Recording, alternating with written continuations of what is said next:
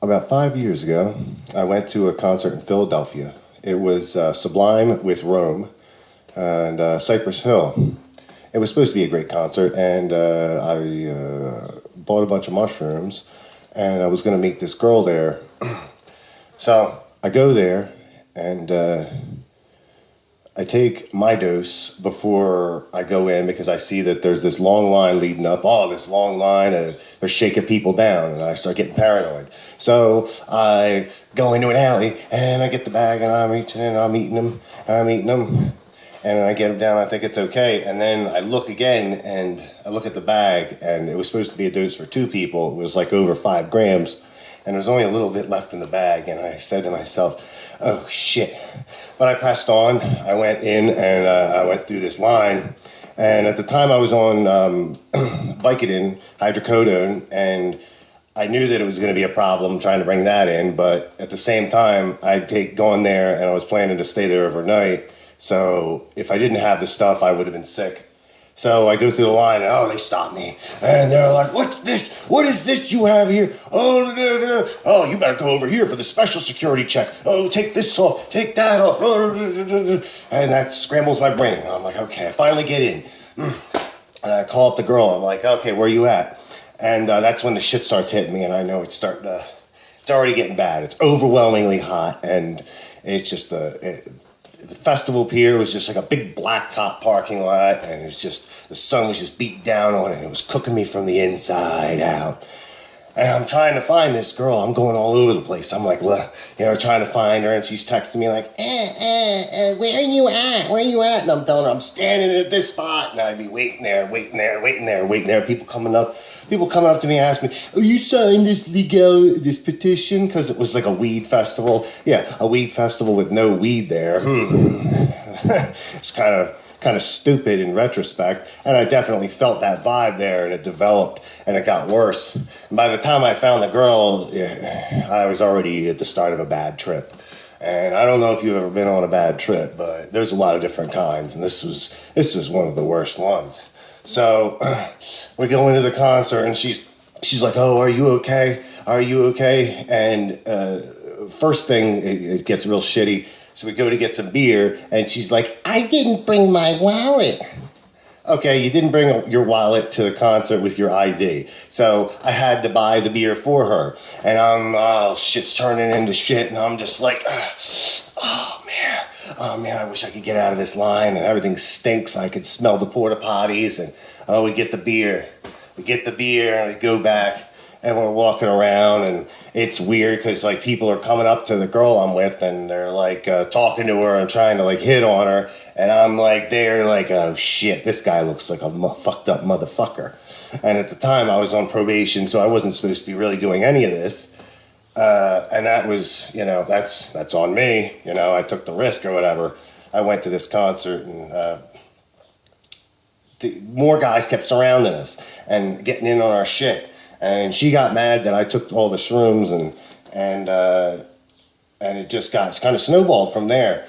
And I remember we were sitting out at this spot, and she starts rolling up a joint, and all these guys start descending in, and they start talking, and they stink, and they're weird and shifty. They're going back and forth, or maybe I was hallucinating it. I don't know. Things that happen like that. And I was like, I had this feeling that something horrible was going to happen, so I had to get the hell out of there. And I took the bag with a little bit of mushrooms left, instead of giving it to her. For some reason, I went into the porta potty and threw it in the shit. And I got out, and I'm like, I gotta go. Okay, can you help me get back to the bus station? She's like, I'm not leaving this concert. I just got here. And I'm just like, whatever. All right, I gotta go. So I leave, and I go out, and Philadelphia is a big city, and just there's so much traffic, and it's just sprawling and overwhelmingly big. And I get to the first intersection, and I should have went right, but instead I went left, and the cars keep going in fast motion, and I'm like, oh my God, I'm gonna die. And people are walking, and I'm walking like this, and so I go right behind them. I'm like, shh. And I get across the street, and I'm going, and I'm looking at my phone, I'm looking at the directions, but all the numbers are turning into things. They're turning into all this shit, and I'm trying to message people, and it's just nothing's working, and nothing is working. It's the it's going back into the home screen. It's freezing up. I'm restarting it. It's still not working. It's trying to call my boss. Yeah, Kenny. Hi, Kenny. And I'm like, no.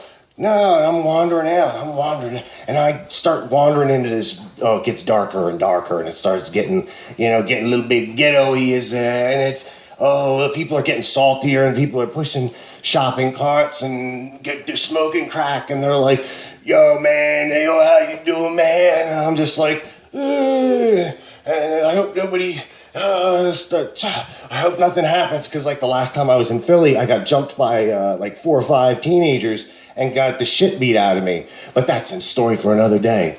So I'm walking through the city, and the trip's getting worse, and the garbage smell and Chinatown smell, that Chinatown hot garbage smell is overwhelming me. And oh my God, the hours are passing on, and I'm just going through the city,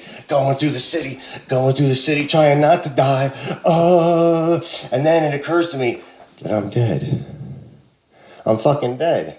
It struck me that I must have died from one of my suicide attempts way back in the day, and that this strange world that I was walking through, that I was now a ghost, and that nobody would look at me, and I was like trying to talk to people. I'm like, hey, can I get some directions? And they were just like so scared at how drugged up I looked, they just avert their eyes. So I thought, because they weren't looking at me, that I must be dead. So I start walking just through the city, and I'm like, I guess laws don't mean anything really anymore because I'm dead. So I'm walking through like yards and all kinds of shit. And I'm laying down. I start rolling around. I go on the porches. I'm rolling down in the streets. I got down, and I got down on the ground. I got down. I was lying down on the ground in the street in Philadelphia. And I was saying, I'm dead. Why, God? Why?